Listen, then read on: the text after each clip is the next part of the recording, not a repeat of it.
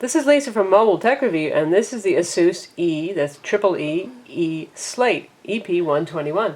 This is a 12.1-inch Slate Windows 7 tablet. This is not Honeycomb, this is not iOS, this is straight Windows. The good thing about it is that 12.1 inches user interface elements are finger touchable. They're not too small. The bad things happen when folks try to take a Windows 7 tablet and shrink it down to 7 inches or 10 inches, something like that, and it becomes totally unmanageable.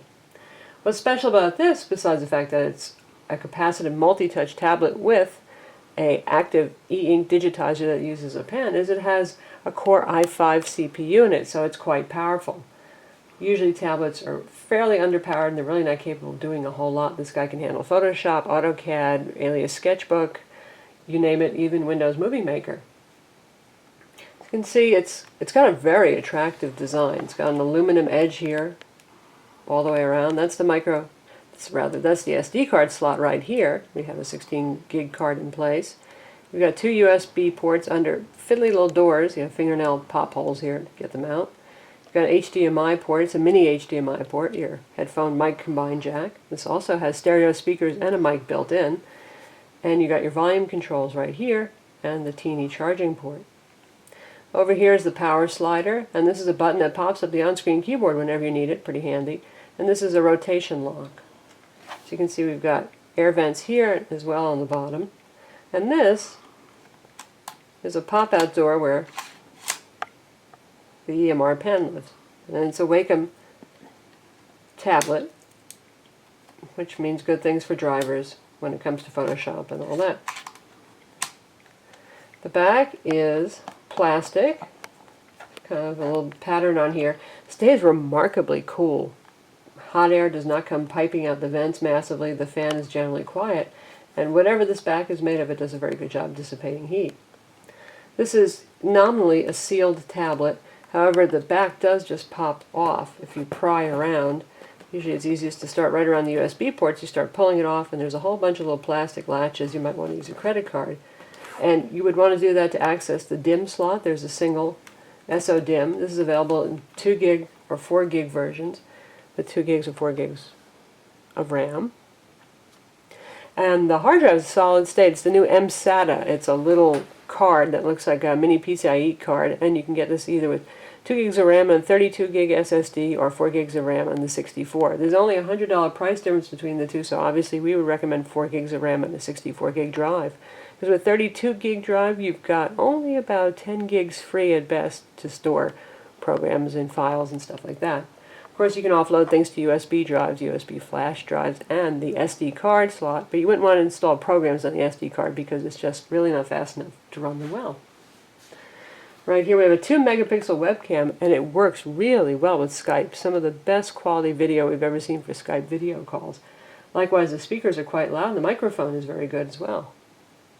The Eee Slate comes with this keyboard. It's one of those ergonomic curved keyboards with a large N key. Nonetheless, we found it pretty easy to type on. This is a Bluetooth keyboard, and it's actually a rebranded Microsoft keyboard. So nice to have that in the box. They are not pre-paired, so when you boot it up, you're going to have to pair them together. But it's quite a nice keyboard, and it's fairly compact, as you can see, relative to the size of the tablet. And it's a very thin keyboard, too. It's powered by 2 AA batteries. Of course, batteries are included. And there is a pairing button on the back and an on-off switch. So the keyboard will go to sleep if you're not using it. In fact, when you first boot up Windows on this, you usually have to hit the arrow key a couple of times to wake up the keyboard too.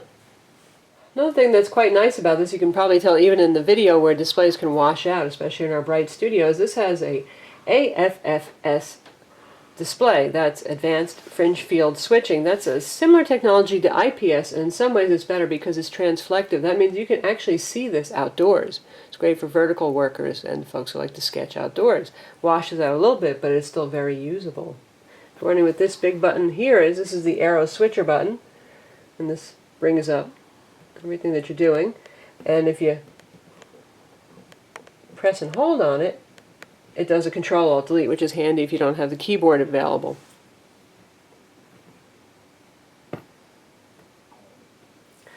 So how does this display compare to some other tablets? Now granted, I would say this is a Windows 7 tablet, so this is for people who want to do serious, real computer kind of work here, not just for content consumption. But here it is next to the Motorola Zoom, which is jacked up to maximum brightness. You can see it's a bit sharper and clearer. Obviously there's a difference in size. The Motorola Zoom is 10.1 inches. Next we'll compare it to the new iPad 2, 9.7 inch, again for content consumption, not for full computing experience. And in terms of screens, we're really up there quite as good as the IPS, I would say, with the fringe field switching on the Asus. There is one more included accessory with this tablet, and that is a portfolio case. Asus is always good at giving you accessories.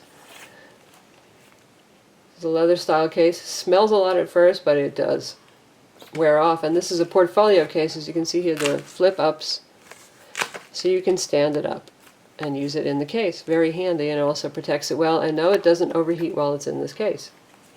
Pretty nice to have that included. The Eee Slate sells for $9.99 with 2 gigs of RAM and the 32 gig SSD, and it is $100 more, $10.99 if you want it with the 4 gigs and 64 gig hard drive that we recommend. So it's more than a Motorola Zoom, but again, it is a full computer. Now we're going to compare it to the HP TM2, a very popular and relatively affordable tablet that sells for generally under $1,000. I know some of you are thinking about maybe switching over to the Eee Slate. And you can see the displays here. The most noticeable difference is the incredibly wide viewing angles on the Eee Slate, for starters, and they'll both have gloss displays, for better or worse. The HP does glare even more. Some other things to consider are the obvious things. This is a convertible, the TM2, and you've got a built-in keyboard. You don't have to carry around an external keyboard. It does have a mouse pad. It's one of those buttonless, funky mouse pads, but yes, it does at least work. And you can get large conventional hard drives built into the TM2 because, again, it's a standard notebook form factor. You can go up to 500 gigs. In terms of CPU power, they're pretty similar with Core i5 ULB CPUs. And the HP, lastly, of course, it flips over to become a tablet. And of course, this one flips, you turn it, and you turn it flat, and it lays down, and this becomes a tablet too, but this being a nearly 5-pound tablet on your lap versus the Eee Slate, which is 2.5 pounds, a lot lighter. Now we're going to try some multimedia. This has Wi-Fi 802.11n, 150 megabit per second, and it uses Intel HD graphics. You should have followed him. Laura Linney could have played you in More the than adequate for streaming. movie Moonwives. Now we're watching Netflix. Where are you going, Berta? Oh, I quit. I've been working my ass off. It's sort of like having a 12-inch LCD personal TV. But Jenna doesn't appreciate it. I see. And now we'll take a look at Hulu.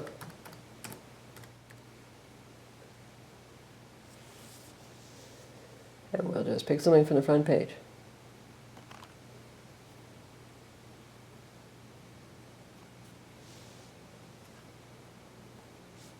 Hey everybody, the Harvest Festival is tomorrow, and I am so That's looking really good. so hard, you're amazing. So So we're running at 480p full screen right now, possibly streaming over Wi-Fi. the best thing to potentially ever happen to And you can hear the speakers are good. They're very clear, and they have plenty of volume in most cases too. Louder than most consumer tablets, say like the Motorola Zoom or the Dell Streak, that kind of thing. And these are stereo versus the iPad 2's mono speakers. So as a multimedia device, this is pretty good, though. I think you're going to buy this probably for its content creation capabilities as a Windows PC as well. The Eee Slate ships a Windows 7 Home Premium 64-bit edition. And we're going to take a look at some more applications on here. First, we're going to see the speed of Photoshop.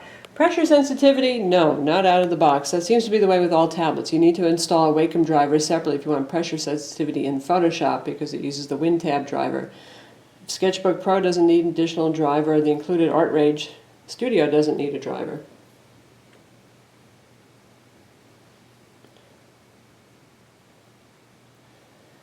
And then we're going to open up a 20 meg RAW file from our SD card.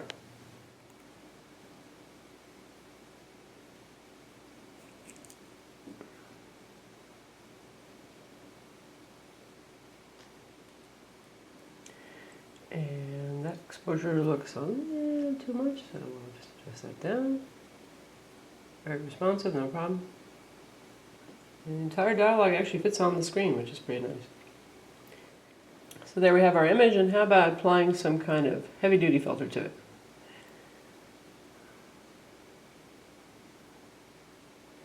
First we'll dry brush it.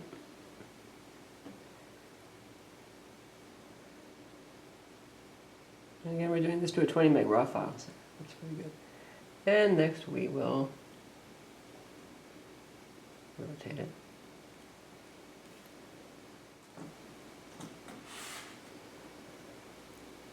Still fine and responsive. So it's great for Photoshop. And again, if you install the Wacom driver, their tablet PC driver available on their website, you will get pressure sensitivity too for drawing and painting. Next, we'll take a look at the included Artrate, which does offer pressure sensitivity out of the box. It's actually a pretty nice program. Just because it's inexpensive doesn't mean it isn't pretty cool. It's fairly powerful and it's intuitive. It's good for people who are just beginning to getting into digital painting and drawing. So you've got your interface here with all of your tools, and they will auto hide when you're drawing. And right now we've got a paint tool selected, and you can see as I get darker and harder going down, very light right now. More obvious, we choose something like a crayon tool, very light, and then I'm pressing harder, and there you have that.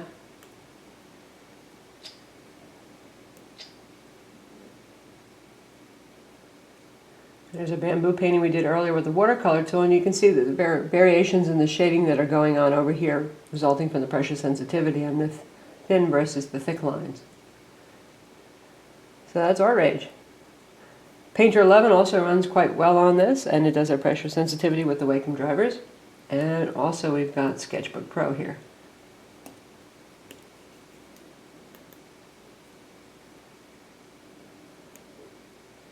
Again, just so you can see the drawing pressure and sensitivity. It handles vectoring reasonably well. I'm left-handed, so I do like to rest my palm on here, and let's see what happens if I do that now. As long as the pen is touching first, you'll do okay. And if I press harder, oops, frown lines turn into a mustache easily enough. Dark hair with more pressure. And light pressure. So that works well. This requires a reasonable amount of pressure. You can always go into the Wacom control panel if you happen to install that at some point to adjust pressure sensitivity. So there is Autodesk Sketchbook Pro. Battery life on this is about 3 hours, and the battery again is sealed inside, and that's always the Achilles heel of full-powered notebook computers versus mobile OS tablets. 3 hours, 3.5 hours at best. Screen brightness is so strong that I find that I usually use this about 1/4 brightness. If I'm drawing and painting and I care a lot about color accuracy, I might jack it up to about 50%. Color accuracy on this is quite good, and the nice thing is that as you tilt it, which is important for something that you're going to be drawing with in your hands and in your lap, viewing angles and color accuracy and brightness are quite good for this. Certainly a lot better than something like the HP TM2, which is in the same price range. This has Wi-Fi 802.11n, Bluetooth 3.0. Again, you can get it with 2 gigs of RAM and a 32 gig hard drive, or 4 gigs and a 64 gig hard drive. If you're adventurous, you can crack the back open, upgrade the RAM yourself, since it has a single SO-DIMM slot, and it uses PC3 DDR3 RAM. And you can even replace the M-SATA drive if you're feeling adventurous, if you want a larger drive than either of the options that this comes with. This has the Core i5 ULV, that's the 470UM CPU with Intel HD graphics. It's 1.3 gigahertz, 2 cores, 4 threads. It does 4490 on PC Mark Vantage, which is very good. It's quite impressive compared to standard notebooks, for example. And we really couldn't throw anything at this that slowed it down except for intensive 3D games. We tried things like Left 4 Dead 2, and it played jerkily. It wasn't just that the frame rates were slow, the controls were just a bit uneven. So this is not something we'd recommend for you heavy 3D gamers, but generally a tablet is not. Everything else, this is more than capable, certainly not underpowered by any means. This is for folks who want to do actual Windows stuff too and do content creation. It does have the capacitive multi-touch display on it, and it's very responsive to touch, and it has pinch and zooming on it, but the operating system itself is not exactly designed for touch in all areas, so it can be frustrating at times to operate itsy little widgets with your fingers. You can use the EMR pen for more precision. You can also plug in a USB mouse. But if you want something just for sitting on the couch, surfing the web, watching some videos that are YouTube videos, then you're better off with a Android tablet or an iPad 2, something like that. you want to do more than that, if you don't want to have to worry about, does this platform support Flash or Silverlight or any of those things? It's a full PC platform. Anything you can do with a computer, you can do with this guy. So that's the Asus Eee Slate EP121. I'm Lisa from Mobile Tech Review. Visit our website to read the full review.